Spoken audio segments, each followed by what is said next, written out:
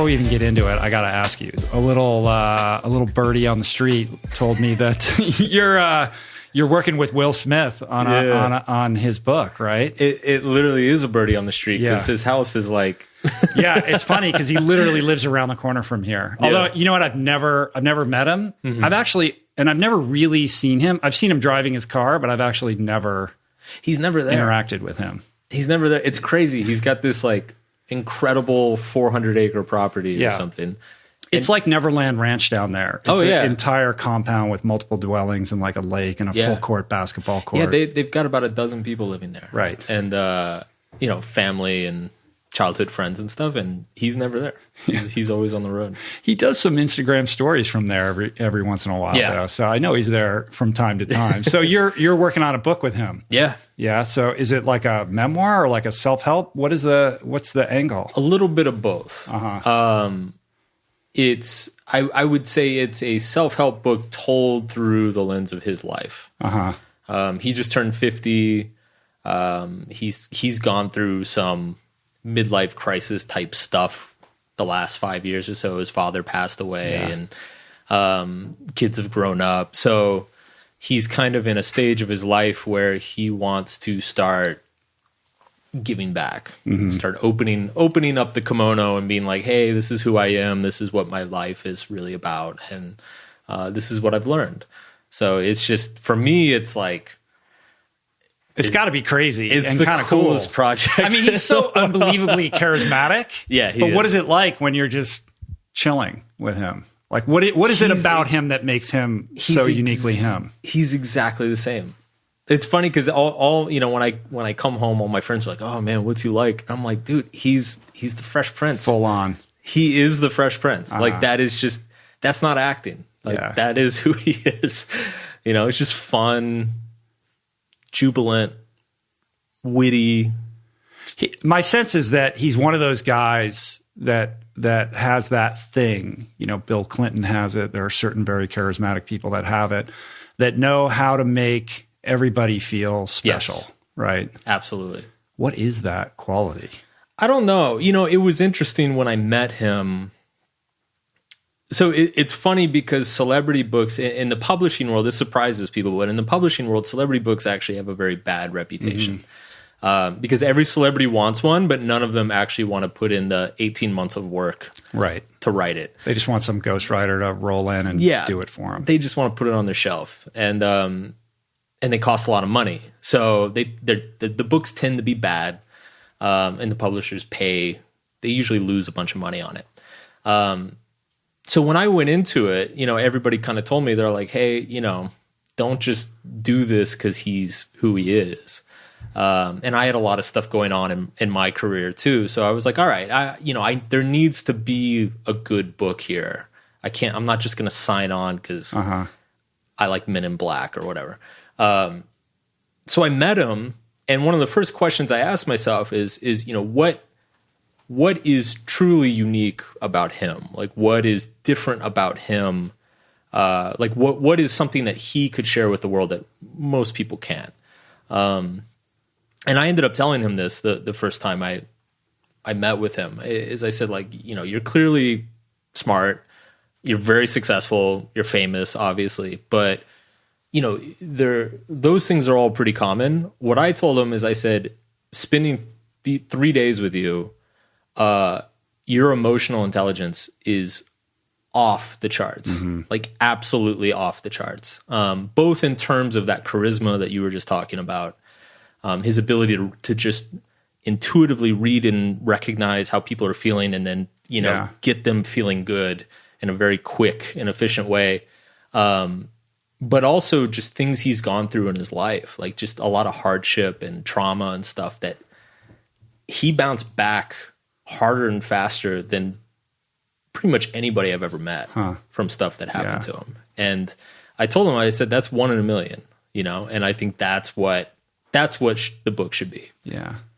It's interesting to watch over the last year how he has embraced social media and become like this crazy, wizard of self-improvement and motivation. Like you see certain big time personalities dabble in it, but he just went full on. He went all in. He went full on. I know his trainer a little bit, and his trainer was telling me that the idea really is to shift your thinking. Like, instead of I'm a movie star who does social media, to just say, like, I'm a social media person who occasionally does movies. Yep. And he really kind of embodied that ethos and then just exploded. It's crazy. Yeah.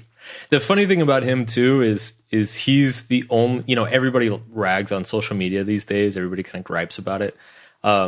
He's the only person who is like, what's everybody talking about? Social media is great. And at one point I told him, like, yeah, Will, because everybody watches you. Like, you have no FOMO because you're doing the coolest shit on social media. So, and he's just putting out a positive, uplifting message. He's having a blast. And I think, he spent so much of his career hiding himself.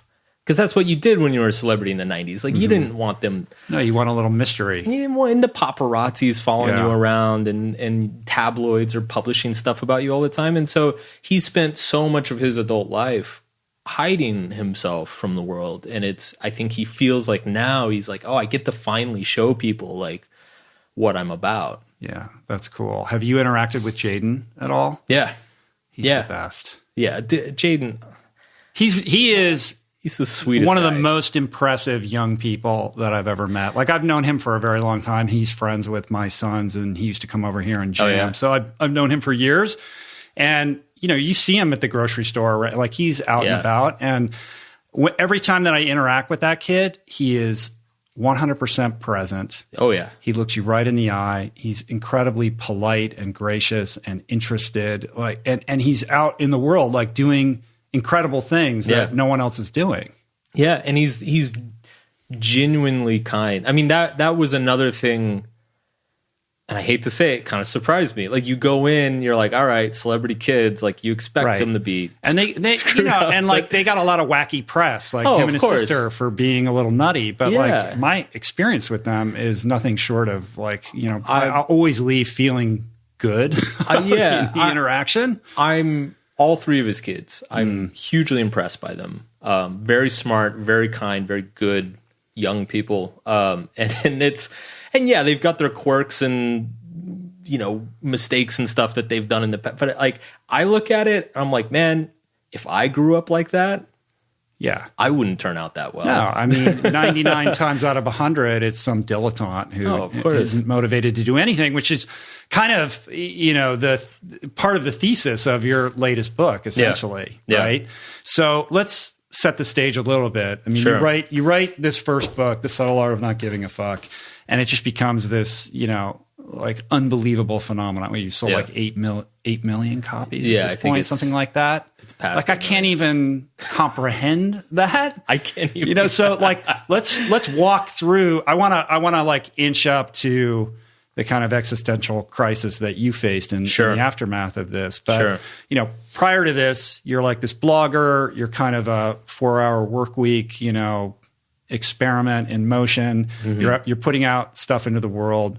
And you write some blog posts that explode, and it leads to this book. Yeah. But my sense, or my understanding, is that you're somebody who just prided yourself on putting out good writing and kind of incrementally, gradually, organically growing your audience. And then you stumble into, this phenomenon that nobody could have ever predicted. So elaborate.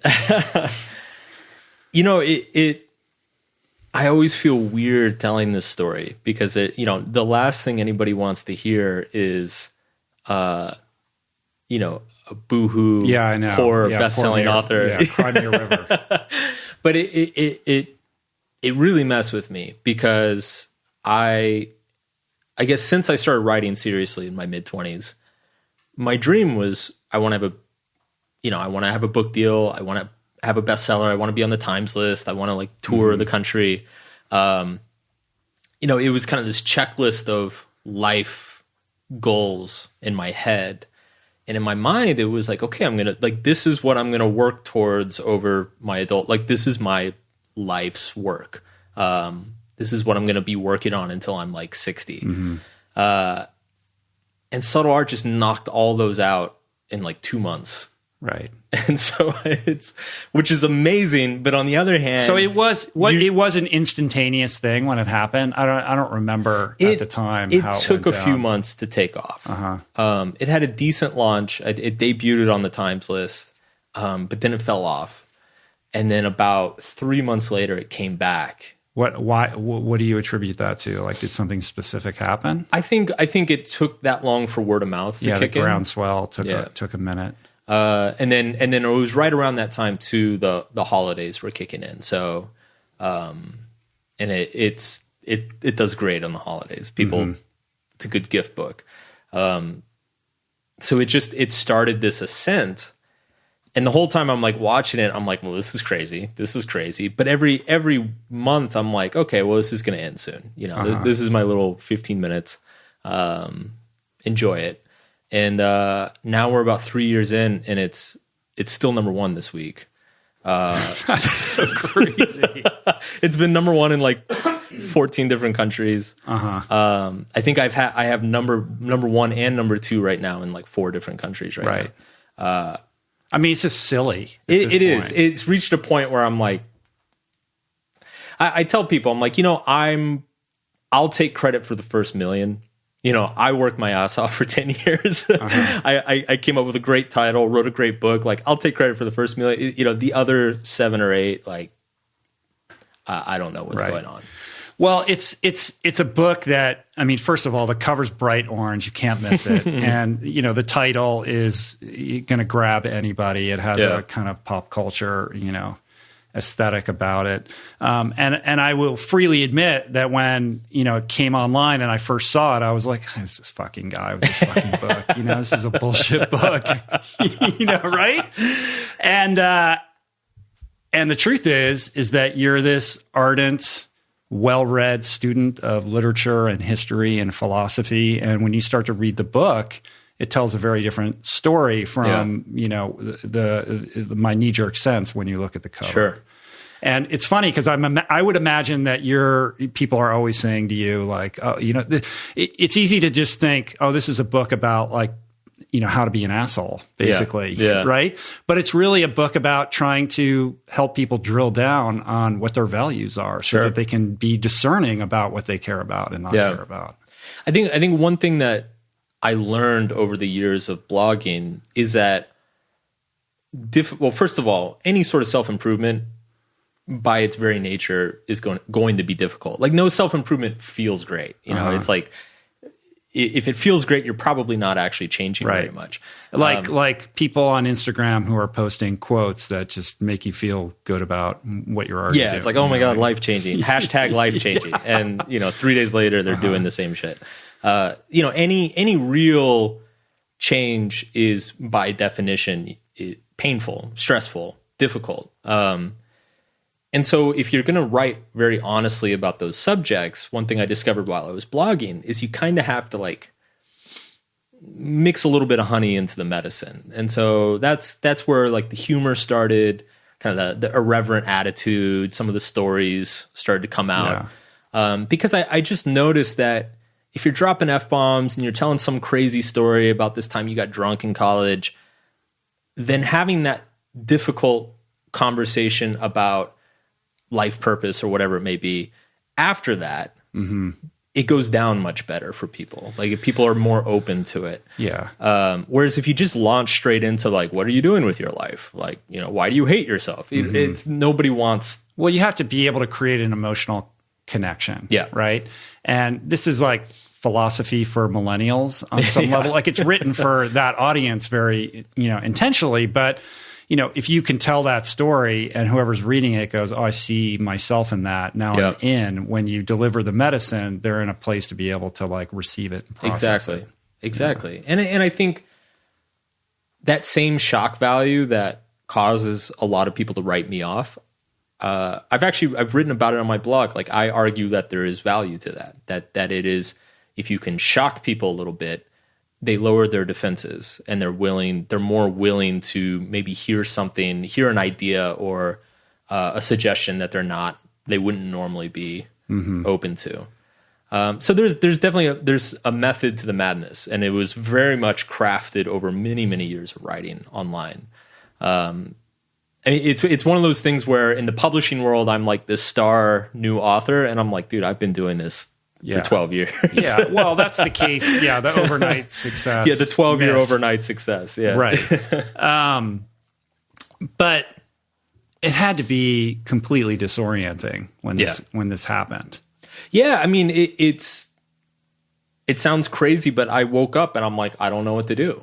You know, it's like, okay. Yeah, that checklist in my head of what I was going to be working on until I was 60, everything was checked off. So I'm like, all right. And then you got money pouring in. I'm like, all right, I guess, I don't know. Here you are. You've done everything that you ever aspired to do, and you're as successful as you could have ever possibly imagined being. And you have the means to make choices about your life. Like, you're basically sitting in this position that everybody, works so hard to get to, right? Yeah.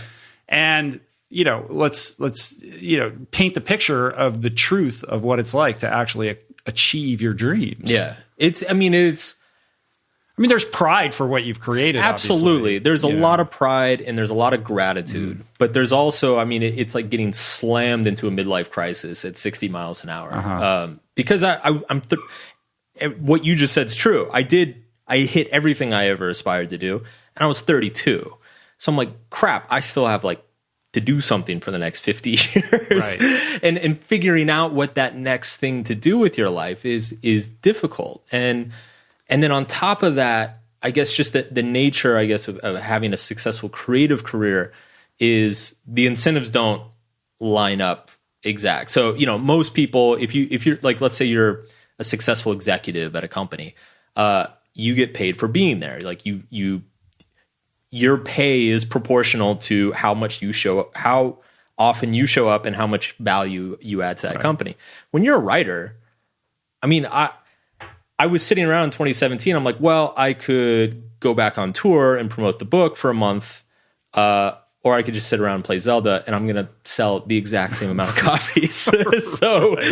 So I'm just going to sit around and play video games, and that's fun for a month or two. But it eventually, this kind of did you make a bunch of crazy purchases? No, that's the other thing. Like, I'm a really Spartan dude. Mm-hmm. The honest to God truth, my big purchase was I bought a Nintendo Switch. Yeah.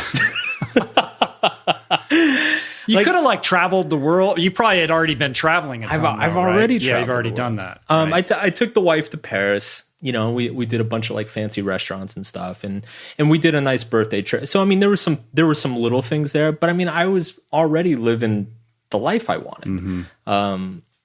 So I quite honestly didn't know what to do with myself. And so the end result was this very strange situation, because I kind of went through this lost, depressed period in my early 20s of I have no idea what to do. I'm broke.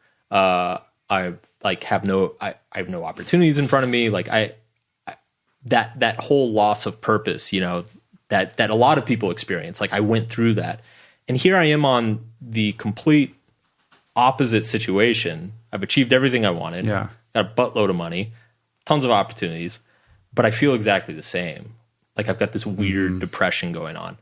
But you're well read enough to know to have predicted that, right? We're all told, look, money's great, but it's not going to change. It's not going to make you happy. All these platitudes about success and money. Yeah. But then when you experienced it, was your experience surprising to you or different than what you might have imagined? I think what surprised me is that it felt exactly the same as it did when I had nothing. I thought it was going to feel, I knew it'd be weird and disorienting, but I thought it would feel different. And I should note that it's I see now why people self-destruct when they experience success that quickly. It's funny to bring Will back into it. I talked to him about this, and he said that Quincy Jones used to call it altitude sickness. He said if people experience success too quickly, they get sick and pass out and fall down the mountain. Right. And I get it. It's crazy. How did Will avoid that? He was pretty young. Yeah, I think for Will, it happened. First of all, he was 17, so I don't think he ever, and he started rapping when he was like 13. So I don't think he ever. Everything was always on this kind of trajectory, but I think it happened to him. I say gradually, but I think he went through a period. He got famous and rich, and then blew it all, and so he had that valley. He did for a couple of years. Yeah, in the late 80s. He owed the IRS like 1.6 million or something insane. Like he made like $6 million when he was 18, and then blew through all of it. And then his next album flopped, and so he had this like 2-year period before the Fresh Prince show. I didn't know that. Yeah, that he was like in a pretty dark spot. So I think he went through that in a very like more extreme way. Right. So you're 32 when this happens? Yeah. You're on the couch, and at some point you have to just realize like, hey, I'm a writer, and this is what I do. Right. Like divorce yourself from this, attachment or idea that like, hey, I've peaked. I'll never be this good again. Yeah. And try to fall in love with what it was that got you, started in the first place. Totally. The other interesting thing about success like that is that it introduces all sorts of new pressures. So now the publisher wants, right. The publisher wanted Subtle Art not giving a fuck for teens, and Subtle Art not giving a fuck do this for forever, parents. Yeah, right? exactly. Yeah. And let's just note that now there's this just proliferation of books that have covers that look very similar to this with the word fuck on them. I mean, please help us put this to sleep. You know what I've started this is going to sound this is going to sound so arrogant, but I've started saying this because I'm so sick of it. I've started telling people, I'm like, yeah, everybody thinks if they put fuck on the cover, it's going to be a bestseller. What they're missing is that you have to put Mark Manson on the cover. Oh, dude. Wow. Okay. There might have to be some words in between the cover and the back page that make sense. Yeah. Too. I mean, I was pretty diplomatic about it, but at this point there's like 12 or 15 other books that are... You must laugh when you walk through a bookstore or at an airport and you see books that look just like yours. I mean, you have to, right? Right. So how did that go down when you tell the publisher, like, I'm not going to, just do, like, it's not going to be Chicken Soup for the Soul, with 5,000 versions of the same book? I mean, they were fine with that, but it's interesting because, like, there's kind of an irony in the, and I'm sure this is true with every creative field. Like, when you're the unknown guy, they're actually very casual with you. They're like, hey man, if you need another few months with that draft, like, take your time. We're here to help. And you're like, oh, thanks guys. I really appreciate that. When you're a big bestseller, they're like, what the fuck? Where's the next book? Right. We got to make money. We got to keep the lights on. Like, no, we won't edit it. It's okay. We'll put it out, and so you actually have to, it becomes much more combative because strangely, the incentives of the author and the incentives of the publisher are no longer aligned. The publisher, they just want to cash in as quickly as possible because they've got, investors and calls with Wall Street and stuff. Whereas an author, you're like, wait, I need to protect my brand. I need to like make sure I'm still doing this 10 years from now. And so the second time around, it was way more combative. And they were trying to push me into a lot of different ideas that I didn't really want to go into. They were pushing me on timeline. They wanted to put this thing out like 6 months before it came out. I had to fight for, Subtle Art went through, I think, 4 or 5 rounds of revision. Initially, they only wanted to do 1 with the new book. Wow. I had to fight for like 3 more. I mean, I basically had to sit on it. I basically had to be like, guys, we're not putting this out until it's good. Well, you're the guy who allows all these other authors to write books because most books don't make money. Yeah. It's the 1 in 20 or 1 in, I don't know, whatever the ratio is, but you are the guy who's keeping the lights on. So that you're the bankable, element here. So it doesn't surprise me that the pressure would come down. I know. It's just, you shoulder the responsibility for all the other authors who got, fairly decent advances that they'll never earn out of. Right. And it's, I've told my agent, I'm like, you would think that they would, they would like work with me, you know, because it's like, let's make sure this is good if we want to, you know, try to catch lightning in a bottle again. Because it's like, guys, I want to put out a follow up soon too. Like, you know, it's good for me too, but like, you know, let's get on the same page here. So it was it's disheartening. It makes you realize or you know, think that it really is just about marketing and branding and not about quality of content. And it's, I think one thing that helped me a lot, you know, so initially, like the first 6 months or so, I was constantly pissed at them. And eventually what helped me understand is that, you know, you essentially, you have this building full of people who love books, who make their living selling books. And they do pretty much everything except actually write the book. And so anytime you have a group of people whose livelihood is based on like doing this one thing, they'll start to convince themselves that that one thing is actually what moves.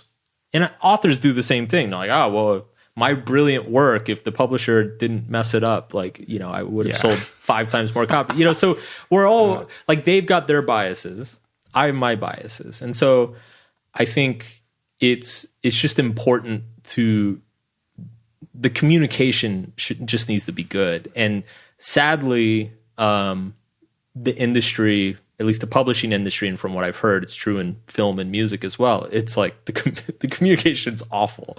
You know, it's very sneaky and kind of, they do things behind your back and try to like, they'll say one thing to your face, but you know, meanwhile the marketing team's doing something completely different. And it just feels icky. It just feels really bad. I mean, I haven't had, you know, crazy publishing success. My books have done well. So I can't, you know, I don't have that kind of direct experience, but I do know that there are a lot of myths, you know, that people believe like when they write a book that the publisher's going to do certain things. Oh, yeah. It's not until you go through it that you realize that. So it's basically all on you, you know, like you really, and it's like, wait, what are you doing again? Like, you know, you're printing the book. Yeah, I got that. But, you know, especially when it comes to the marketing stuff. And I heard you talking to somebody where you, even despite all this crazy success, you were still having to kind of, you know, organize a lot of your own, you know, press. The first time around, and you never did like mainstream stuff. Still, 8 million books without like, you know, spending 5 days in a row on the Today Show or whatever. Yeah, it's crazy, and it's weird. What's weird too is that it's a distinctly American thing. So, I've been on TV in Brazil. I've been on TV in Australia. It's because of the title. I think so. Yeah. And I think the other thing too, I mean, we were talking about Ryan Holiday before we sat down, but like I've talked to Ryan about this a lot too, is like, I think the media in the US has this weird prejudice against internet people. So if you built your platform online, right, they pretend you don't exist until they can't, it's impossible for them to pretend anymore. And then once they stop pretending, it's this very condescending, like, you know, like, oh, well, a lot of people read him, but we don't know why. Right. You know, that type of thing. That's very true. And it's so interesting to watch that. I mean, even if you like take Joe Rogan, for example. Oh, yeah. The guy is a behemoth. It's a juggernaut. You know, it's like if you're, you know, a young male between 18 and, you know, I don't know, 36 or something like that. He just might be the most important person in, you know, media figure in your life. And he's getting just millions and millions and millions of downloads and views on every single show that he does. And he's doing, you know, 4 or 5 shows a week. Yeah. Widely, almost completely ignored by mainstream media, unless there's some controversy that forces them to grapple with him. Yeah. But it's such an interesting phenomenon that there's 2 worlds that are existing that, you know, the mainstream media just, you know, refuses to recognize this growing reality. And it's, what's bizarre too is that it's, I mean, it makes sense, I guess, but I forget what article it was, but like the New York Times mentioned him in an article recently, and they like totally brushed him off. They're like, oh yeah, this fringe YouTuber, Joe Rogan, that some people listen to or whatever. His audience is larger than like hits on network television. I was telling my wife, I'm like, if you gave me the option of like doing Joe's show or doing like having 6 profiles in the New York Times over the next month, I would do Joe's show. It doesn't even compare. Yeah, it's not even close. Yeah. And I think that's why they have that. Like they don't get it. They're like, like, we're the New York Times. Why don't people take us as seriously as this guy on YouTube? And it's like, well, maybe you should try to understand. Yeah, it's going to be interesting to see how that unfolds over the next couple of years, because it's changing, but it's interesting that you would think it would be changing more quickly. Yeah. And again, what's weird to me is I don't get this sense in Canada and Australia. When I go to Canada, I'm going to Australia tonight, actually. And I'm loaded all the morning TV shows. I'm doing all the biggest newspapers. Like, they do glowing profiles, and the interviews are good. Like, it's not this the 2-minute, 2-second thing. Yeah, it's not this bullshit like soundbite thing where, once it gets published, you don't even recognize half the stuff they quote you on. It's like they grapple with the philosophical content of my work, and they take it seriously. Yeah. And so I don't know what it is. All right. So 32, you're having this existential crisis, pre midlife crisis, quarter life crisis, or whatever it is. And hindsight's 20/20, but looking through the rearview mirror, like, your second book is baked into this experience. Totally. Like, all you have to do is read your first book and go on this search for, what are your values? I know. And the path forward becomes crystal clear. Like, how long did it take for that to dawn on you that this needs to be the next book that you're going to write? It was an awkward experience because there were a lot of. So I signed on to do more books with Harper, and I was just under this immense both pressure from them, but also pressure from myself of just like, God, how do I live up to this thing? How do I follow this up? All the stuff you said about comparisons of like, oh my God, did I peak at 32? Like, that sucks. And so I had a lot of kind of therapeutic conversations with friends and family, and they just look at me and they're like, dude, stop giving a fuck. Like, take your own medicine, bro. Take your own advice. And I'm like, oh God, this is so embarrassing. Yeah. Well, it speaks to how hard it is to actually implement the wisdom. It's really hard. There's the intellect, and you talk about this in the new book, the difference between the thinking and the feeling brain. Like, intellectually, I can grok that. Like, I know what you're talking about, but then actually practicing it moment to moment to moment as you're experiencing feelings that you've never encountered before, that's a whole different ball of wax. Yeah. It's intense because it is, I guess the experiences I was going through at that time were so extreme, and so vastly different than anything I'd ever encountered before. But it's funny, eventually, like, what I came back to, it sounds cliche, but I had to remember like why I write. And I've always writing has always been my own little kind of public form of therapy. And everything I write, it's because it's stuff that I'm dealing with myself. Mm-hmm. And by writing about it, it helps me kind of process and understand my own values and worldview. And so I had a few book ideas that I started on, and I'm like, oh, this will be a huge hit, or the publisher would be like, hey, maybe you should do that. I'm like, all right, I'll try to do that. And it just wasn't going anywhere. And I was becoming more aware of all this stuff that we're talking about around the same time. And I'm like, what am I doing? Like, I need to go back to what I've always done, which is just take whatever I'm freaking out about at this moment and write it out. Was there a sense, though, like, was there an impediment to that because you felt like this is such a privileged problem that people aren't going to be able to relate to it? Or is it just getting behind, like, if you go past that and just get to the truth of it, which is the struggle for identity, essentially, that we can all relate to? Well, so there's everything we've been talking about is kind of one thread. There's a second thread that went into this book, which is around the same time, a lot of academics were publishing books about, like, Steven Pinker's books and Jonathan Haidt's books. They're publishing all these books about how basically from every material metric, like, the world is great right now. Like, we're safer and healthier, and there's less conflict and violence and crime than ever in world history. Meanwhile, you see all these mental health issues escalating. Right. And so I was just out of curiosity, I was reading a lot of those books and digging into a lot of that research. And at some point I kind of put two and two together. I'm like, there's something about this, you know, one of my favorite quotes, I think it's actually in Subtle Art, is that it's like, if you remove all problems from your life, that your mind will immediately set out to find new ones.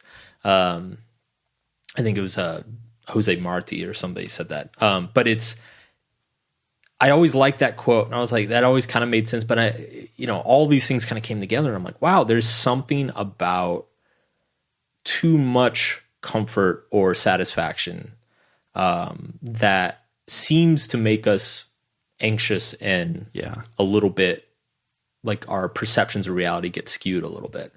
And then you take from that, like everything, basically our whole world is built around, our whole economy is built around providing comfort and convenience and satisfaction to people. And so I got on this kind of interesting kick of like, maybe the issue is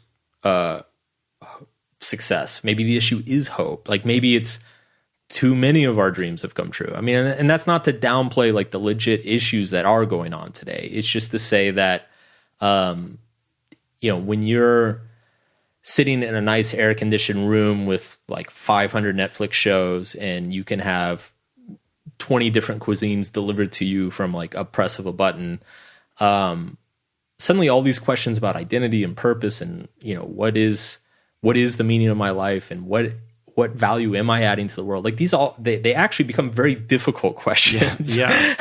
We're much harder than say if you're, poor or living out on a farm somewhere. Right. You're in that case, your mind is occupied by meeting your needs. It's simple. They become very pressing, but when those needs are met and you have clean water and a roof over your head and you have all the modern conveniences that we've, acclimated ourselves to, then what? Yeah. And I think we're also kind of reaching a saturation point. I think as a culture, I know when I was growing up, there was kind of this unspoken cultural assumption of like, we need to fill our whole day with stimulation, whether it's entertainment or learning something or like creating value. It's like every minute you're awake, there should be like some sort of stimulation going on. And I think in the last 5 or 10 years, we hit this point of like stimulation saturation. It's like, okay, we are constantly stimulated. We are overflowing with stimulation, and it's actually it complicates our understanding of ourselves. It doesn't clarify it at all. Yeah. You were talking about what our economy is built on. I mean, our economy is fundamentally premised on marketing and advertising. And you talk about this in the book, this shift in advertising from basically explaining why a product, what the benefits of owning a product are, to appealing to our emotional bodies and trying to trigger our fears and our insecurities. And when your needs are met, now we're, fast forward to an era where we're bombarded with messages that are telling us our lives will be better if we have this, or you're not enough because you don't have that. Yeah. And it creates this future tripping mindset that prevents us from being present in the moment, that consistently forces us to, spin out over what our future might be or how we compare to our fellow man. And ultimately is this colossal distraction from what is truly important in life. Yeah. And I think I originally had a whole chapter on this. I kind of regret, so this is one of the things that like kind of rushing the book out, I think maybe harmed it a little bit, but there's a section, I think I have maybe like 3 or 4 pages about it towards the end of the book, about loneliness, kind of the rise in loneliness and the loss of community. I originally had a whole chapter, but the chapter kind of sucked. And instead of having time to like hash it out and fix it, I just took like the 3 or 4 pages that were good and crammed it into the chapter before. And,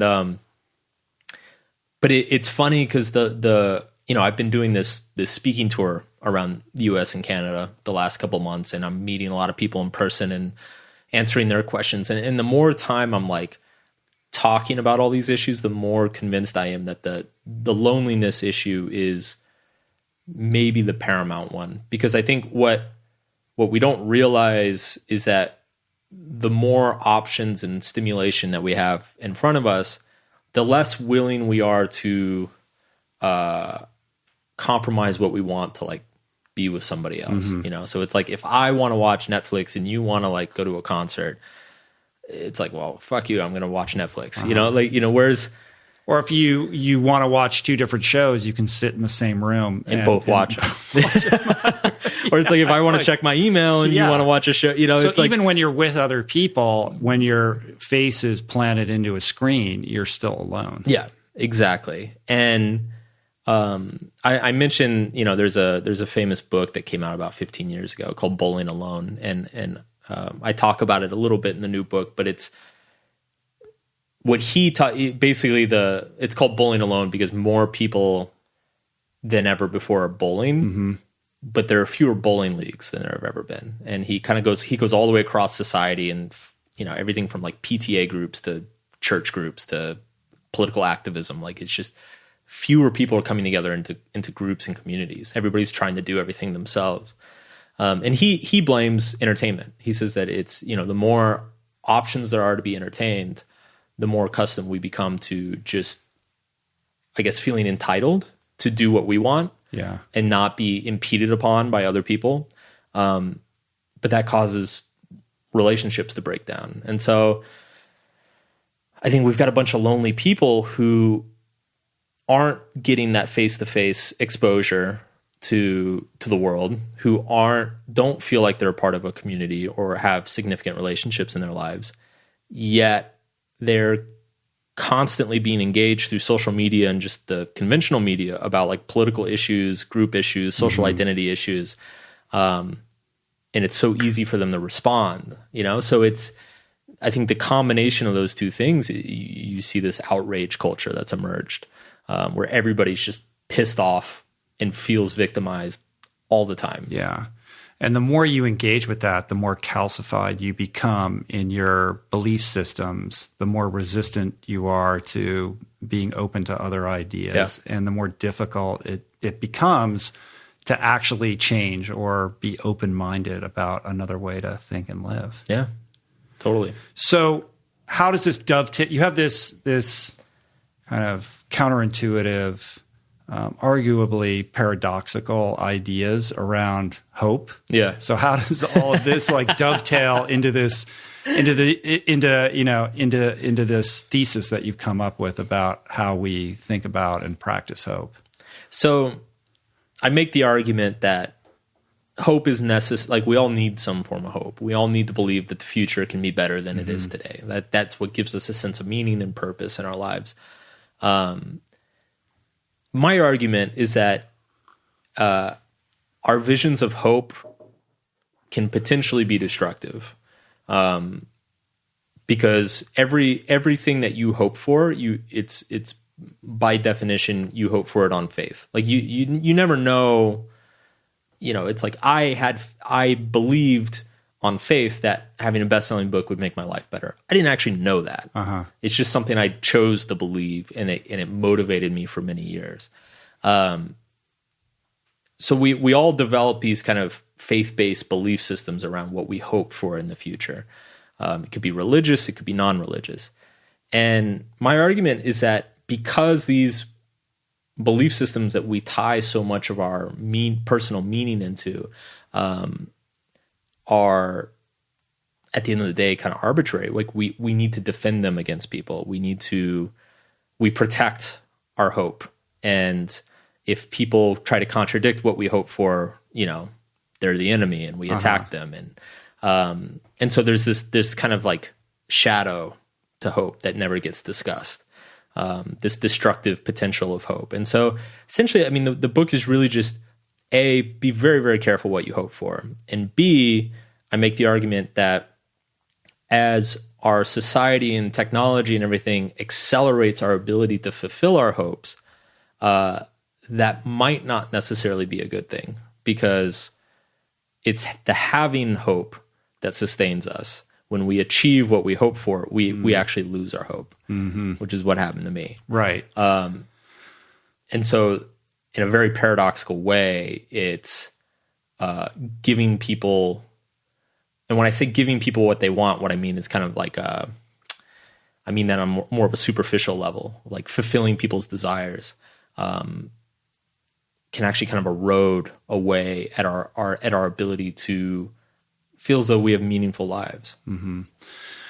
It depends in some respect, though, like how good your life is, yes. right? Like if you're like, you use the example of this guy Witold Pilecki, the Polish dude who's like basically submits himself to Auschwitz. I mean, his life is just, an endless stream of like horrors, and hope is what sustains this guy. But to use your example, when we're all in air conditioned homes and our needs are met and we can Postmates everything and we're watching Netflix, hope then gets kind of tweaked into, I would almost characterize it as, it gets run through this, machine that turns it into fear, like fear of losing what we have. Yeah. And an insecurity about how we measure up to other people. Totally. Yeah. It's one of the paradoxical things I talk about is that the worse things are, the easier it is to hope for something.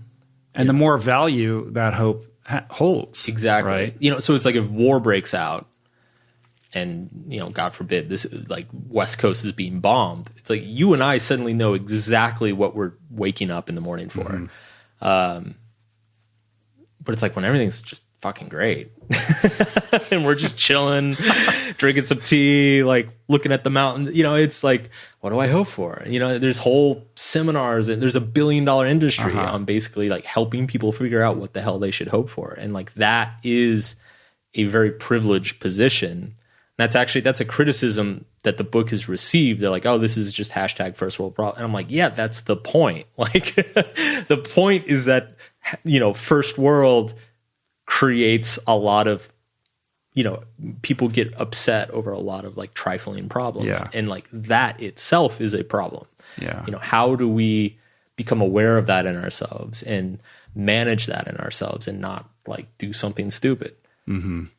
The easy sell from a marketing perspective is to convince people that their lives are going to be better if they have a bunch of money and they can sit on the couch and go on these vacations and make all of these choices, and that triggers something instinctually in all of us that looks very good.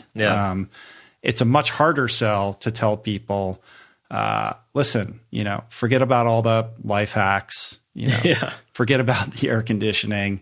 You'll actually be a much happier person if you're forced to confront yourself, to grapple with your, character defects, if you're compelled to put yourself in uncomfortable situations and, expand the outer edges of your comfort zone and to like fucking do hard shit. Yes, absolutely. People don't want to hear that, even though time and time again, especially in the podcast world, like people are constantly talking about the value of this and how this is really the path to finding purpose and meaning and ultimately fulfillment in your life. Yeah. Yeah. The argument I make towards the end of the book is that, the same way our body needs a certain amount of stress and hardship, resistance to grow, get stronger, get more resilient. I think our minds need the same thing. We need mental challenges. It's like, if you feel like, if you feel like I told my wife, I'm like, it's at some point in the next year, I want to go like stay in a roach infested hostel somewhere. Like I did 10 years ago, just so that you're such an elitist. I don't lose myself, cause I'm now that I have money, I'm enjoying luxury, but it's a trap, like it's because your mind adjusts and suddenly you get to this point where you're like, well, this is bullshit. These aren't feather pillows. Like, you call the front desk, you're like, I demand this type of pillow. And, it's like, you don't want to be that guy. I think there's, the same way we need to challenge ourselves physically, I think we need to challenge ourselves intellectually. I think we need to challenge ourselves emotionally. And I guess you could argue even challenge ourselves spiritually. Well, with success, the difference becomes that you have to invite those challenges into your life in a proactive way versus just, swatting them away like flies when you're, in the shit and just trying to figure your life out. Totally. Well, and this is why I actually think the fitness analogy is perfect for this. Because it's like if you're working on a ranch somewhere and somebody's like, hey man, what's your workout routine? Like they're going to look at you like you're crazy. Yeah. And if you're working on a ranch, you're probably not the guy who's going to go sign up for the Spartan race. Yeah. Because you don't need that in your life. That's not missing from your daily experience. Exactly. And so it's the people who sign up for the Spartan race are a bunch of like, there are people who are working in cubicles who are too sedentary and aren't stressing their physical, and they're educated and comfortable. And and it's, so they have to go seek that out, and I think we're going to have to develop some sort of regimen for ourselves of doing the same thing intellectually and emotionally. Yeah. Well, no one gets out of life alive, no. Right? We're all going to die here, and I believe that the universe puts in front of you what it is that you need to see and work on the most. So with your success, it was, an argument could be made that you were this mirror came up in front of you.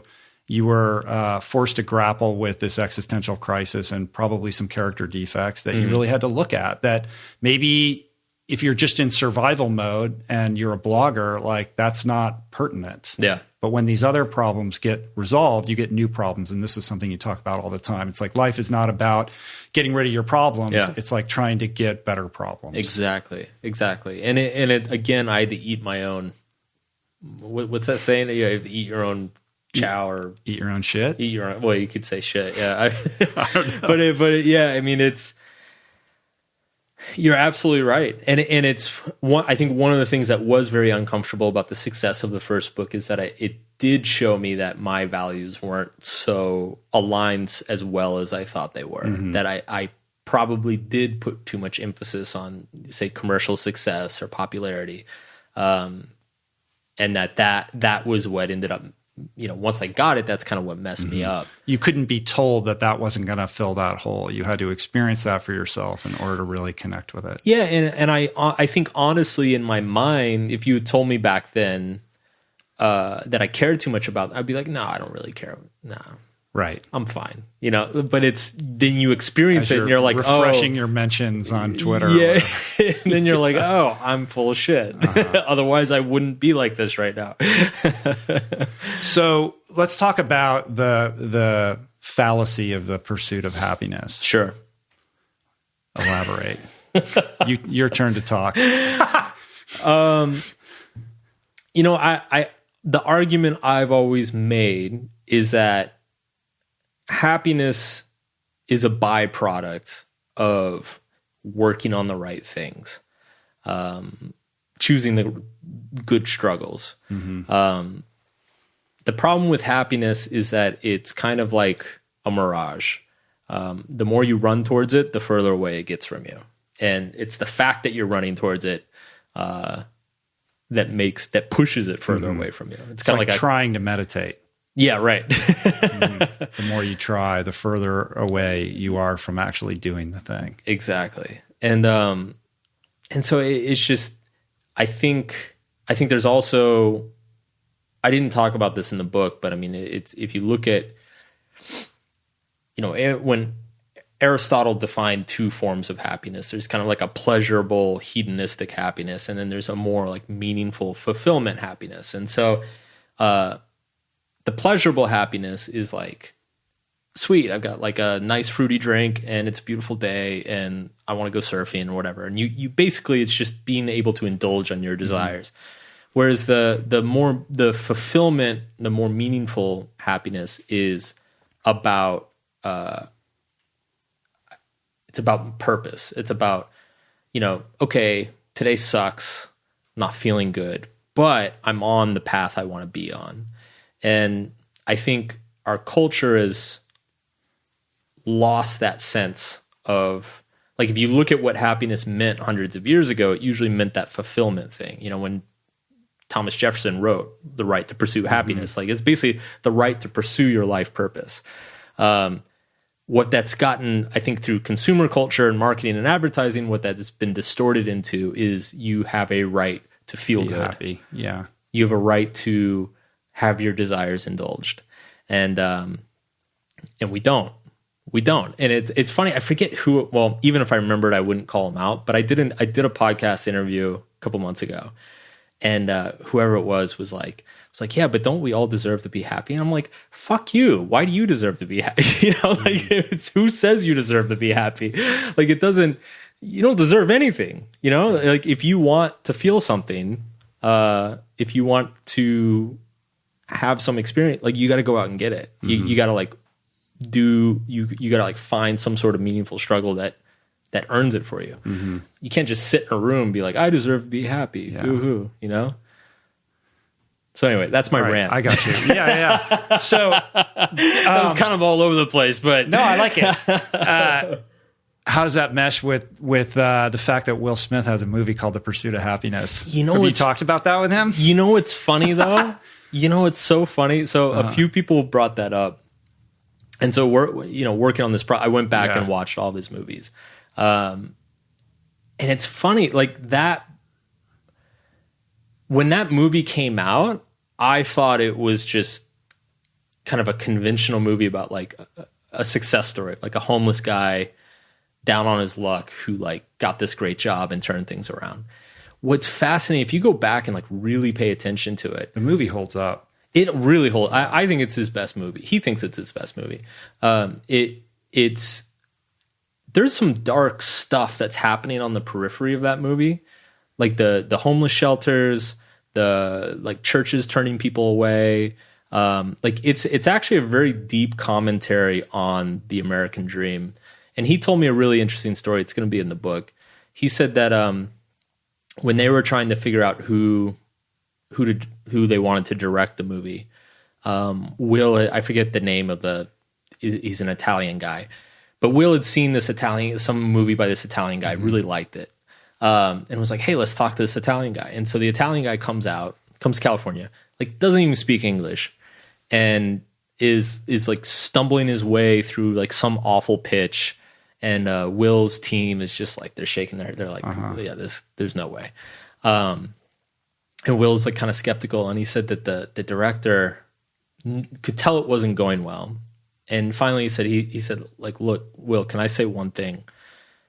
He said, whatever you do, he's like, I can kind of tell I'm not going to get the job, but like, whatever you do, don't let an American direct this movie.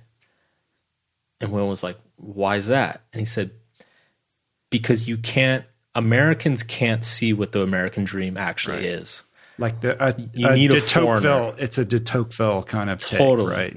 And so when you watch it, it is actually a very nuanced commentary on what rags to riches actually is, and what it is, what kind of society like we've kind of constructed that creates narratives like that. And for every person like Chris Gardner, there's like 200 sitting in the homeless shelter, probably today. So it's like, that's a bit of a tangent, but it's a really like everybody should go back and watch that. Yeah, movie. I'm going to go back and watch it. So he got the gig though. Oh, totally. Yeah. Like as soon as he said that, Will's like, all right, you got it. All right. So in terms of like turning our attention to decision making, like how can we, make better decisions about, how we're moving forward and how we're evaluating our values, et cetera. You go into this deep dive on the difference between the thinking mind and the thinking brain and the feeling brain, and the illusion that we think we're all making logical choices when in fact we're just at the behest of a chaotic emotional light storm going on between our ears. Yeah, there's an interesting history of kind of understanding this aspect of ourselves. So to just summarize it really quickly, I have an extended metaphor in the book of you have a thinking brain and a feeling brain. And if your consciousness is a car, most people assume that it's our thinking brain that's driving. And our feeling brain is kind of like this loud, obnoxious kid in the passenger seat that you're like, shut up, shut up. It's like always yelling at you, wants to go get candy and wants to do whatever. But the truth is, if you dive into the research, like the truth is that actually the feeling brain is driving and the thinking brain is the navigator. The thinking brain's the one drawing the maps. And so there's two ways that can go. The first way is that, and I compare the feeling brain to like an abusive, bullheaded boyfriend or husband who like refuses to ask for directions, refuses to like change their, whatever. So it's like, there's two ways this can go. Your thinking brain can either draw the maps that the feeling brain wants to see, to justify where the feeling brain wants to go, or you can draw the maps in such a way to kind of negotiate with the feeling brain of like, no, this is the best way to go. The first way is kind of our default state. We all, if we're tired, if we're not, we have very low self-awareness. If we're not very educated, we tend to just draw the map that our feeling brain wants to see. It takes a lot of conscious effort, takes some willpower, takes a little bit, developing a skill of self-awareness to be able to consistently draw the maps that kind of negotiate with our feeling brain to get it to drive in the right direction. So because of this, I make the argument that all these questions about, habits and self-discipline and willpower and procrastination, all these things that, there's a million productivity blogs that have all these systems and all this shit. I'm like, these are emotional problems. Like if you can't get yourself to work out consistently, it's not your plan. It's not, that you don't have the right workout. It's not that you don't have like the right trainer. It's an emotional problem. There's you don't go because it doesn't feel good. And so the real question is how do you convince yourself, how do you find a way to make working out feel good? How do you find a way to make eating healthy feel good? How do you find a way to make being honest feel good? Like these are all fundamentally emotionally based questions. And so we have to find emotional answers, which sucks because emotional answers are hard and they're individual. Yeah. There's no book out there that's going to be able to here's how to. And there's certain people that like in that context of self-will and discipline and people that struggle to like wake up at a certain time or go to the gym, like certain people are more, short-term reward focused and other people value, the long-term payoff of like a certain kind of practice. Yeah. And I think, there's differences in how people are wired fundamentally, but I think it is true. Like if you look at Jocko Willink, who's like posting a photo every day of him waking up at 4:30. Yeah, right. And a lot of people, like it's inspiring, but it's also shame provoking. And a lot of people that just can't get there or maybe do it once or twice and then fall off the bandwagon and say, I'll never be like Jocko. But that's doing something for Jocko that aligns with his core values about the kind of person that he wants to be. And that may not be you. Like I'm a very disciplined person. If I wanted to wake up at 4:30 every day, I could. I did it all through high school. But I value I want 8 hours of sleep and I'm actually more productive and I'm a better human being when I get that. So that's a value that exceeds the value of getting up and taking a picture of my watch every morning to share on social media. And that works for me. But I think the challenge for people is to find a first of all, yes, you have to grapple with your emotional demons and figure out what makes you tick and what you need to redress in order for you to basically align your thinking brain, your thinking mind and your feeling brain in a way that they're, sort of charging, down the superhighway in unison with each other. Yeah. I use Jocko as an example in the book. Because the 4:30 thing is perfect. I think he said in his book that the reason he started doing it, he did it in Iraq because it made him feel like he was getting an advantage over his enemy.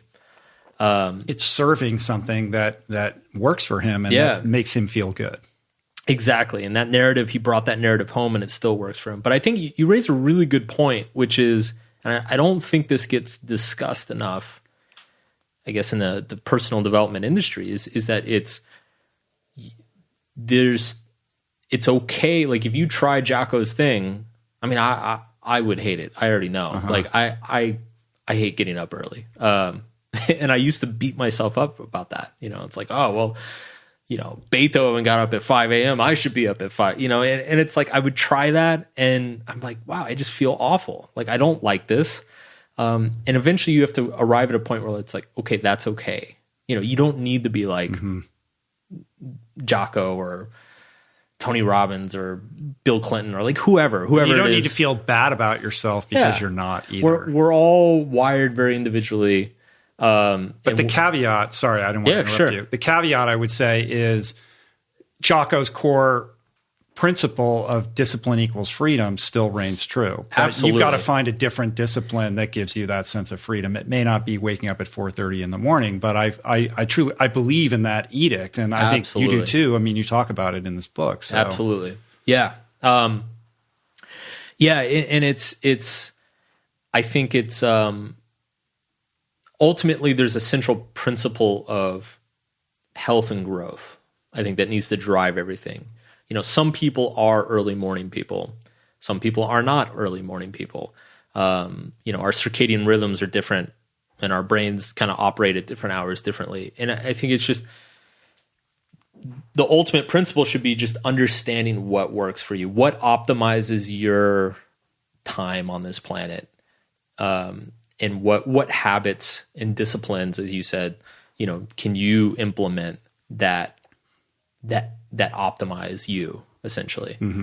That should be the question, not like, oh shit, well, I guess I'm just bad at this, right? Because I can't get up early. So if you're somebody whose feeling brain is going haywire all the time and you struggle with discipline and trying to adopt practices that your thinking brain wants you to adopt in order to be a more fulfilled person on a healthier trajectory for yourself, like what is the path towards grappling with those emotional barriers or whatever it is inside of you that's preventing you from making those changes?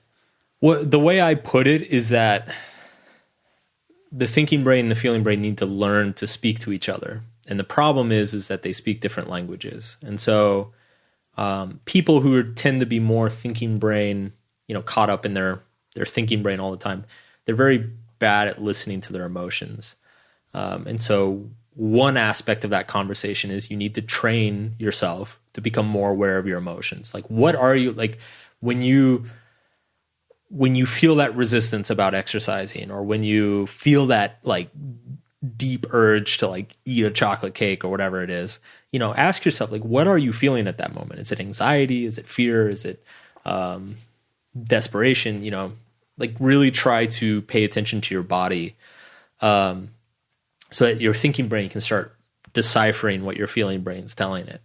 And then it's got to go the other way around too, is that you have to, if the thinking brain kind of draws up a potential new narrative or reality, your feeling brain will try it on for size. So you can enter into kind of this funny little negotiation with yourself of like, okay, going to the gym feels really intimidating right now.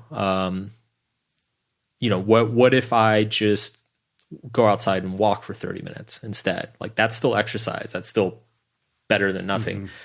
And you listen to your feeling brain, you're like, oh, yeah, that doesn't feel so bad.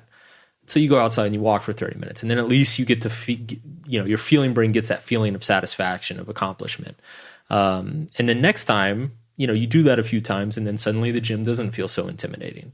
And this plays out for all sorts of different things. I mean, essentially that conversation of thinking brain and feeling brain, trying on new narratives, seeing how it feels, that is what therapy is. So in other words, to kind of break this down, your thinking brain says to your feeling brain, all right, dude, like, I'm tired of being fat. Like, it's time to get in gear here. We're going to go to the gym every day. And the feeling brain has a freak out. Yeah. So they're not communicating effectively. That negotiation, quickly leads to an impasse. So, all right, let's step it down. All right, how can I, get the feeling brain to do something that is uncomfortable for the feeling brain, but not overwhelming, that is blowing out all the circuits. So you can like stair step into it. The other thing that happens a lot too is that, so people, and this happens on January 1st every year, people are like, all right, this is it. This is the year. I'm going to do it, and then they wake up that first day and they are pumped. They're so excited. And then by day 4, they're like, oh God, this again? Uh-huh. Yeah, I'm not so sure about this. So they lose that enthusiasm. And that the reason they stop going is because they lose that enthusiasm. So the goal of the thinking brain is to find ways to keep that enthusiasm going.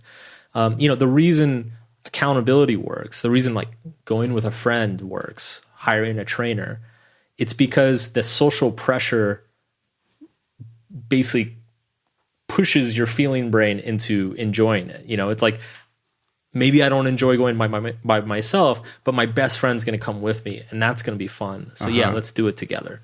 It's so annoying though that we can't, like, we know we're going to be happier once we've lost that 30 pounds or we cross the finish line at that marathon, and yet we can't. It's really inadequate to try to leverage that in order to get us to do the thing we need to do today to work ourselves towards that. It's too abstract. Yeah. Your thinking or your feeling brain doesn't understand past or future.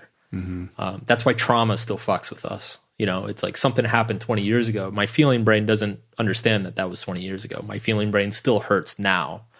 And it's the same thing with the future. You can list 80 different reasons why adopting a certain habit is going to benefit you. At the end, you're going to live longer, you're going to have more money, like whatever. Feeling brain doesn't understand that. Feeling brain understands now. Right. Which is going to lead us into this terrain of talking about the present moment. But before we do that, sure. How does this feeling brain, thinking brain, battle, this ongoing thing, dovetail into these 3 laws of emotion? Oh man. Oh man. I kind of went crazy with this, with the emotion thing. I've always wanted to write a book. I've always wanted to like really just lay out kind of the chain links between our experiences, how experiences lead to emotions, how emotions lead to our values, and then how our values lead to our identities or our sense of like who we are. And so the first few chapters of the book are my attempt to do that. Mm-hmm. So the laws of emotion are, it's a fun play on Newton's laws of motion. First one is every action has an equal and opposite emotional reaction. Second one, I'm going to mess these up. Second one, worth is the sum of our emotions over time. Yep. Yeah. Third one is your identity stays your identity until a new experience acts against it. Yeah. So basically our values are ultimately derived from our emotional experiences. Something super simple. It's like if growing up, your dad always took you to the baseball game, and it was like the highlight of your childhood, you're likely going to value baseball throughout most of your life. That's true of all of our experiences. Everything that we find important in our lives, it has made us feel good at some point in the past. And generally the extent that we value it is proportional to how good it made us feel. Or I think a probably more accurate way of putting it is the extent that it met our needs. So kind of like with the visions of hope, it's like once we find something in our life that we find valuable, we think is important, we hold on to that, we protect it.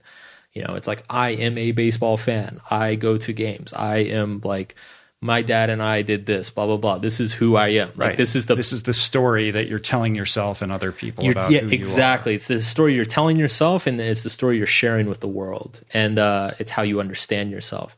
Now, let's say that, you find out that your favorite baseball team was, crooked and run by the mafia, and they were like all the games were rigged. And it just crushes you, like absolutely crushes you. So that experience, that contrary experience to what you value, you love baseball, and then you find out it's all a lie. Like your devastation is proportional to how much you valued it.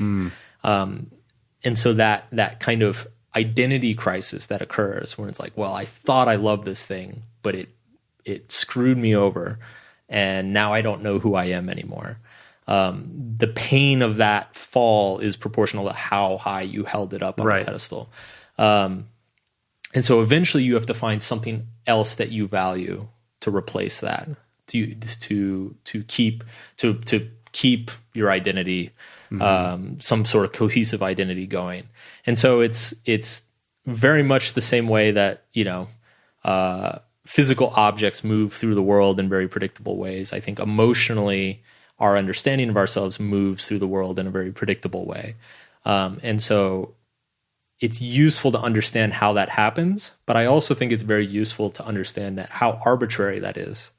That, my love for baseball, if I had been born in France, would have been a love for soccer. Or if I had been born with different genetics, it would have been, I would have a different cultural affinity or ethnic affinity. So all these things in our lives that we see as like, this is who I am. They are ultimately a product of our experiences, and which are then largely a product of the environment that. Yeah, and I think it's interesting how we're selective about those experiences. Yeah. There's something in our unconscious mind that identifies certain things, probably because of their emotional valence, that then become the cornerstones in that story. Yeah. Where when you really deconstruct it, like, it's an illusion, because it's a continuum of billions of experiences that we've had. And for some reason, there's certain ones that pop up that we then craft this whole sense of who we are around. Yeah. And I think just looking at that and being honest with ourselves about that helps us deconstruct that. But I'm interested in this model, which I agree with you completely. But how does this model hold up in our post-fact fake news world where, when we're told our baseball team was just a bunch of crooks, and there's all these newspaper articles about it, we, instead of allowing that to seep in and forcing us to find a new identity, we just refute it and dig in even deeper, right? And I think that this is what we're seeing. This is endemic to our culture right now across the board. Absolutely. And it's freezing us in this space that is moving us away, and you get into this in the later part of the book, moving us away from all of the freedom that we, aspire to have in our life, and that we espouse in our, in the way that we live. Yeah. I think it's a couple things. I think one thing is that right now, our media, or not just media, but like the way information travels in our society is very much based on attention. So it's the most factual thing is not what travels the furthest. In fact, studies are showing that it's actually the bigger the lie, the more it travels. Right. What's that adage? Like, a lie goes around the world, 100,000 times before the truth can get out of the gate, or whatever. Yeah. Something like that. Yeah. And so in terms of virality and everything, like the research is bearing that out. So the problem is that everything is based on attention. Everything is based on, if I can get enough clicks, then I can make a bunch of money and whatever. The problem with that is that let's say that keep this ridiculous baseball analogy going. Let's say that I'm like a intrepid reporter who spent 6 months of my life digging into this huge baseball scandal, and it's going to bring the sport to its knees. Are you going to pick a team here? Yeah. Well, let's say the Yankees. Okay. It's like I'm investigating the Yankees, and I find just corruption at every level, and the players are throwing the games, and, the refs are in on it, and yada, yada, yada. And I published this huge, like 40-page investigative piece. This is like a Ronan Farrow. Yeah, exactly. New Yorker. Exactly. Expose. Exactly. And it doesn't matter how right I am, because as soon as that gets published and it gets all the attention and all the clicks, it's such a big incentive for anybody to come out and contradict me, because they're going to siphon off like half of those clicks. Mm-hmm. So this is why, like, anything you see at my talks, I use nutrition as an example. It's like, if you if you like Google, like, how do I lose weight? You know, you'll go to one article and it's like, oh, you just cut out fat. And then it's like, no, that's a lie. Yeah. Cut out carbs. And then it's like, no, carbs are good. No, you got to cut out meat, you know? And it's like everything is just trying to contradict each other, because the easiest way to grab attention is to contradict whatever currently has attention.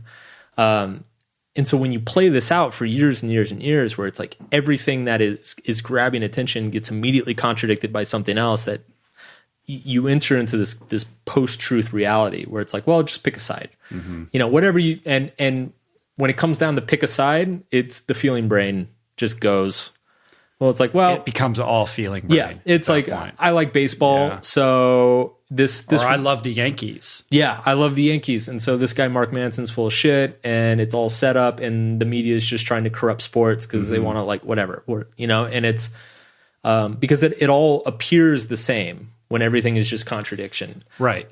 It's like when you're watching a news show and there's 10 people, you know, in those little boxes, and they're all shouting, and the inference is that their opinions are all of equal value. Yes.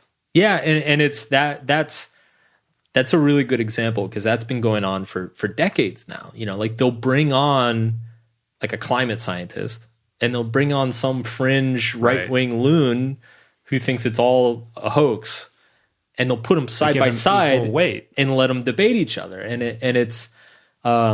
And so if you're a viewer, you're like, all right, I'll just pick a side, you know, because it's in the structure of the media environment is that it's in their favor to always keep things. It's like Vegas. You always want to keep things equal on both sides, you know, like that's where the most money is. The problem is when you're talking about information and truth and, you know, politics and things like that, it has a very corrosive effect on our society. So let's telescope that out then from the micro example of the Yankees or the news program to, you know, governments and democracy and how we live, essentially. How, you know, like the structures that drive, you know, how we live day to day. Yeah. So once everything becomes contradiction, we start losing faith in all these social structures that we depend on. Yeah. And one of the things I talk about early on in the book is that, you know, and this is something that Harari popularized with Sapiens, but it's like all these social structures are based on faith. They are based on, like, democracy is a faith-based construct of like, we all just agree. Yeah. Money, corporations, all of these are illusions that we've made a social contract to believe in. Exactly. And so when you start contradicting everything, those illusions start breaking down. And so you get situations like today where, you know, where it's like fundamental branches of government that we all depend on, you know, it's like, oh, now it's the deep state and they're trying to, like, you know, subvert everything, or on the left, you know, it's like now you've got fascists in power, you know, and so it's these constant kind of extreme messages of like, oh, we have to tear the whole thing down. And this kind of comes full circle back to my original point of like, things are great and everybody's freaking out, because it's none of the problems that we have today. And yes, we have a lot of problems, but none of the problems we have today are problems that we haven't had in the past, that we haven't dealt with in the past. And yet the level of despair, anxiety, and depression has never been higher. Right. And politically speaking, you have large groups on both the right and the left who are ready to just tear everything down. Say, you know what, let's start over. And it, like that is the danger. Like that's the bigger danger. Like what's going on like Congress has been gridlocked before. You know, we've had all sorts of corruption and breakdowns in different parts of the government before. Like the system is designed to compensate and kind of hold itself together. The only thing that can bring it down is when a critical mass of people are like, no, it's all bullshit. Right. And that's being weaponized right now. Yeah. You know, there are vested interests who are very savvy and are swaying public opinion by using the levers of technology to tilt the scales. And that becomes something unprecedented in history and rather terrifying. Yeah. Yeah. It's a strange time. It's a very strange time. Meanwhile, technology continues to advance. We're seeing innovation at a rate that we've never seen before. Yep. And this gets into a related subject that you talk about in the book, which is how these innovations, which we're all welcoming into our lives and signing up for and excited about and can't wait for the new iteration of, and yet they're really just fueling diversion, which is reducing the freedoms that we think that that we're enjoying and should be increasing. Yeah, it's so this kind of ties into Jocko's thing about freedom equals discipline or discipline equals freedom. It's one of the, I guess, more profound conclusions, and I say profound for me. I don't know if anybody else cares, but for me personally, one of the more profound conclusions I came to the last 4 or 5 years is this realization that like freedom isn't necessarily having more stuff or more options or being able to do more things. What real freedom is the ability to commit, to choose my commitments, to choose the people I want to be with, to choose the information I want to engage with, to choose the work I want to spend my life pursuing. And I make the argument in the book that this proliferation of options, that we're mistaking options for freedom. And options are great. When you have no options, options are great. Mm-hmm. They increase freedom. But once you have options, once the options get to the point, like way, way, way past the point that you're ever going to be able to choose from them, you're just continually scrolling down Netflix and it just keeps going. Yeah, it's the old. There's that joke on Saturday Night Live, like the goal is just by the time you're done scrolling, they've now added new shows.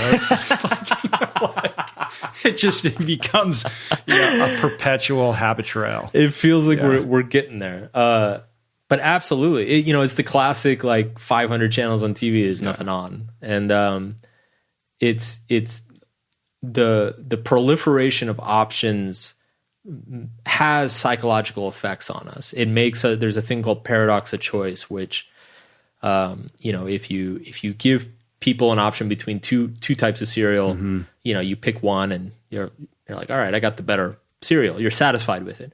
If you give people a choice between 20 types of cereal, on paper that sounds like a better deal, but actually what happens is people, first of all, they like get really anxious and obsessive and are worried that they're going to pick the wrong one. And then once they pick it, they're less satisfied with whatever they picked, because they're actually thinking more about the 19 that they gave up. Didn't pick. Yeah.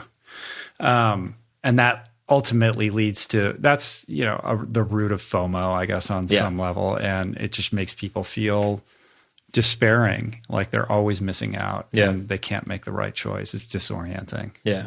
Yeah, for sure. So let's get into this idea of finding the solution in the present moment. Okay.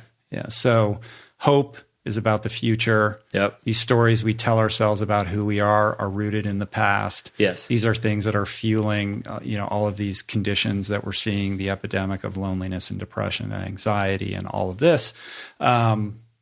It all goes back to the ancient wisdom. Gotta be here in the now, man. Yeah. Right? There's nothing new under the sun. Yeah, like, did you invent this idea? Yeah, I came up with the present moment. Thank you. Right. It really is incredible. So my background, and people who read subtle art would probably figure this out, but like my background is like a Buddhist background. I see you've got the statue and the beads. I've got all the New Age trappings here to distract you. But I've got the Amor Fati. Oh, well, which we can talk about in a minute. Absolutely. But go ahead. Yeah, I'm going there actually. So my background's a little bit Buddhist. I spent a lot of my college years and 20s like engaging with it and practicing meditation and really getting into it. And so it's funny, I got on this big Western philosophy kick after subtle art came out. I had read some stuff in college, but some of it was interesting and some of it was completely indecipherable. But I guess at some point in the last 15 years, my brain is like develop the attention span and patience to actually like wade through Kant and Nietzsche. And so I was reading a lot of Western philosophy, and I was like really finding it inspiring in a lot of ways. And it's crazy because it all just comes back to the same principles. And Nietzsche, I talk about Nietzsche in the book.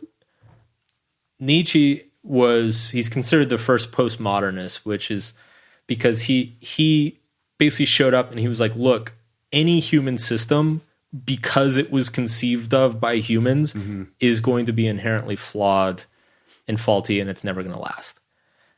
Anything you can conceive of, it's going to fail at some point. And so ultimately the conclusion that he arrived upon is you just need to learn to love the failure. He called it amor fati, love your fate. Just understand that everything's... And what's amazing too is that people in Europe weren't aware of the Buddhist stuff at this time. And so, they're kind of arriving at this independently in their own way. And then... It's the same as saying, stop resisting what is, and embrace the now. Absolutely, and be in surrender and acceptance. Yep, absolutely. And then Kant, it was a similar thing. Kant actually tried to do what Nietzsche said was impossible, which is to find some sort of universal moral principle of like, okay, this is the one thing that we should all value above all else. And he really struggled with it. And he came up with, he called them categorical imperatives. And I think he only came up with 3, and they've been torn to shreds ever since, by a lot of really smart people. And 2 of them in particular, but there is a third one, which I think holds up the best out of the 3, which is what he called this formula of humanity, which is essentially never treat an individual, a conscious individual, as a means, always as an end, which is kind of a fancy philosophical way of saying, the highest value, the thing we should value more than anything else is always the dignity of each human being. And if you subscribe to any sort of religion or ideology or relationship or passion that ever forces you to treat another individual as a means, does not respect their inherent dignity as a human being, then that is a moral failure. Yeah, you describe it as stop living a transactional life. Yeah. Right? To live a transactional life is to treat another individual or a situation as a means to an end, which immediately gets you into the future. Yeah. You're plotting and planning. Yes. You're trying to create a machination that's going to get you to this other place at some unspecified future time, as opposed to living in the moment, treating somebody as an end in and of itself, which is another way of saying just be present with who you are. Yes. And who that person is. And be unconditional in your actions. Treat everything. Did that one get torn down? Because that one holds up pretty well. I have not seen any convincing destruction of it. And what's amazing too is that the same principle is really at the heart of pretty much every major religion. I think it's all the institutional stuff on, so it's like the teachings of Jesus or Muhammad or Buddha, like it's all like, Buddha's like cause no suffering. Jesus is like love your neighbor. Right. It's like it's all the same stuff. It's just all these cultural institutions get built on top of it that then start treating people as means to ends. But it's that transactional thing is where the destructive side of hope emerges, because you get people who are like, well, violence is wrong, but I'm pretty sure this guy's a Nazi, so I'm going to beat the fuck out of him. And it's like, that's where evil starts. At least that's what Kant said. That's where evil starts, because the basis of your actions is no longer the inherent human dignity of each individual. The ends don't justify the means. Yes. Then. If the means are other people, never. Right. So to extend that into a thought experiment, if you could go back in time and like murder Hitler when he was a baby, like how does that play out, right? That's where it gets sticky. But I understand your point, which is essentially, listen, how other people are living their lives really is none of your business. It's not for you to take their inventory and be in judgment of them.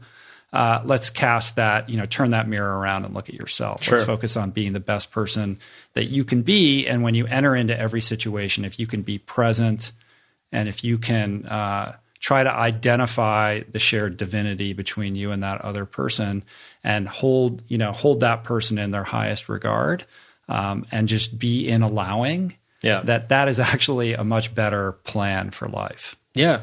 I mean, I think as individuals, absolutely. I think part of where it gets sticky is that the nature of politics is very transactional. Like I think we've kind of built a transactional system just because we understand how selfish and prejudiced humans are. Like I think that is really the genius of democracy, is that people like Thomas Jefferson and James Madison realized how shitty people are and are like, okay. Well, that's why we're a democratic republic and not a pure democracy. Absolutely. I think that's a stop on that a little bit. But it's I think what I love about that Kant's principle, because I spend basically the first half of the book explaining like how all of our hopes and values are created. And then at the very end, I have the Nietzsche chapter, which just tears everything down. And so you're actually left with like a little bit of a bleak situation. Yeah. And I get a lot of emails from people who are like, dude, I just finished the first part of your book. Like, this is a downer, man. Like, I'm like, keep going. It's okay. Keep going. And I think the beauty of Kant's principle is that it's the only thing I've really found that you don't need an ideology or a belief system or any sort of like structure, institutional structure to practice it. You don't need anything in your environment to be correct. You don't need it. It's true for every individual. It's true no matter what situation you're in, and it can always be practiced in the present moment, as you said. Like it's no matter how much you fuck people over in the past, no matter how much you want to fuck people over in the future, in this moment, you can treat people unconditionally as an end and not just a means. The irony in that is that when you do that, all the things that you're kind of aspiring to manifest in your life are actually more likely to occur. Like if you know what I mean? Like if you go into every situation in a transactional mindset, like I'm going to, I'm going to this marketing conference. I'm going to meet all these people and they're all going to help me. And this is going to make my career. And you're in there just, trying to get stuff from people. Nobody wants to meet you. Nobody likes that guy, But if you just show up full of heart and they remember like, wow, I really like talking to that person. Yeah. Like how can I want that person in my life. Yeah. Like, you're more likely to create a social circle that's conducive to the things that you're trying to do. Which, and it's funny, I just now put this together, but that explains the backwards law I talk about in Subtle Art. Mm-hmm. This idea that the more you let go, the more you have. Yeah. That's been so true in my own life, and I've seen it operative in so many people. Oh, absolutely. And it's so counterintuitive. It really is. And it requires you to live in faith, because you have to just believe. I mean, you have to let go of all of that conditioning and programming in order to inhabit that space. Yep. And it's a constant. You have to constantly remind yourself too, because we'll all default back into those ways that we've always behaved. Yeah. All right, so let's marshal in the robots. Our only hope. Yeah, I know. So talk about like a counterintuitive way to kind of close this book down too. Like there's a lot of talk about AI. Yeah. We're afraid of AI. Is AI a good thing? We've got people like Elon Musk and some very smart people out there waving a very cautionary tale about what this is going to usher in. We need to have these conversations about what we're doing and have stops and controls. You take a very different tack in this whole thing. I again find myself, I think, standing kind of alone here. So there's two camps with AI. I think you call them kind of the utopians, which think that AI is going to create this amazing place where humans can just chill out at the beach for forever. As we've just explored over the last couple hours, you're not going to happen. You're not going to transcend your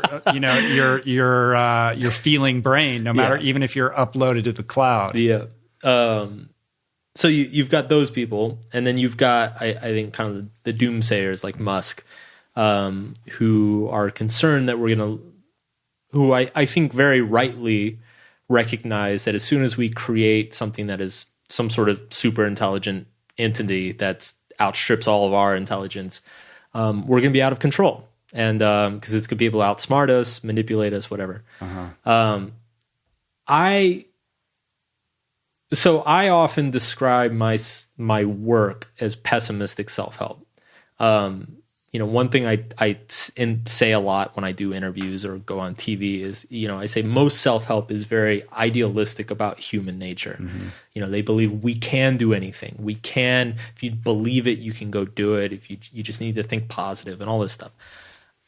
I don't like any of that shit. I've spent enough time with psych research to understand that humans we're inherently flawed, selfish, somewhat shitty creatures. And we don't treat ourselves well. We don't treat other people well. So my work has always been, instead of like, hey, you can do anything you want, my work has always been, let's just try to be a little less shitty. Let's be aware of how flawed we are and work on those flaws. So bringing that back to the AI thing, I'm a pessimist about human nature. And so, yes, I do think we're going to lose control to AI, but no, I don't think that's a bad thing. I don't think they're going to wipe us out. Like, why? That's like being like, well, horses aren't productive anymore, so we're going to kill all the horses. Like, why? There's no reason to do that, So humans are going to be fine. We're just going to be like the horses in the AI society. It's like, oh, it'd be fun. Hey, won't it be fun to get rich to go do that thing? Right. But what if we're not the horses, we're the ants? That too. But I mean, what's wrong with that? Well, it just means that we're so insignificant to the AI that our well-being doesn't even factor into whatever decision is being made about the future of the planet. Yeah. And we could be eradicated without a second thought. But that's true. Maybe we should be. I don't know. But that's true already. I mean, like, we could be eradicated at any moment, asteroid hits or whatever. I don't see the problem with it. I think, given how, I think it's far more likely we're going to blow ourselves up than AI is. Well, I think it's a timing thing, right? Yeah. Like, it's going to take longer for AI to advance to the point where it becomes sophisticated enough to do that. We're more likely to blow ourselves up in the short term. I think in the long term, I think we're more likely to fall prey to the whimsical, or maybe not, the algorithmical desires of artificial intelligence that we have created. Yeah. But it's, and I mentioned that, so I finished the book with a kind of a cheeky list of hopes that I have, and one of them is that we don't blow ourselves up before the AI can develop enough to, like, take the gun away from the baby. Yeah. But if to challenge you a little bit, your whole thesis here is that we've arrived at this place in culture where our needs are met, and this is creating this existential crisis and all these mental health disorders. But won't AI just exacerbate that? It's going to fill all these other needs so that we literally become like the guys in the wheelchairs in Wall-E. Like, we never have to do anything. Not necessarily. I mean, we take dogs for walks. It's like, why won't the AI take us for a walk? Like, I've got this. Well, the AI could walk the dog.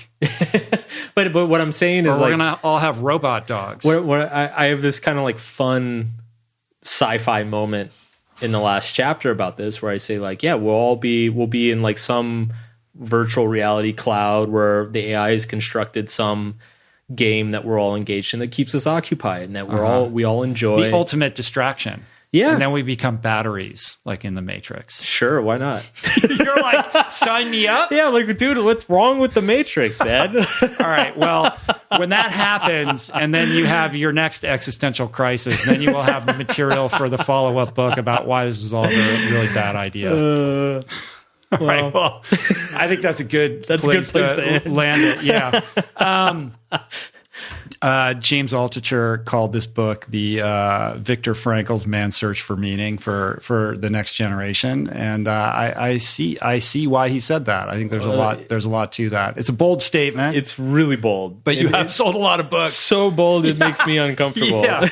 Well, I guess we'll know if the robots don't kill us in 100 years, then we can revisit this and see whether it holds up. But I love the books. I love the work that you're doing. I think you're doing some deep thinking about issues that are really important and affect all of us. So keep doing it, my friend. Thanks, man. And thanks for coming by. Appreciate today. it. Appreciate it. Glad to be here. Peace. Lance.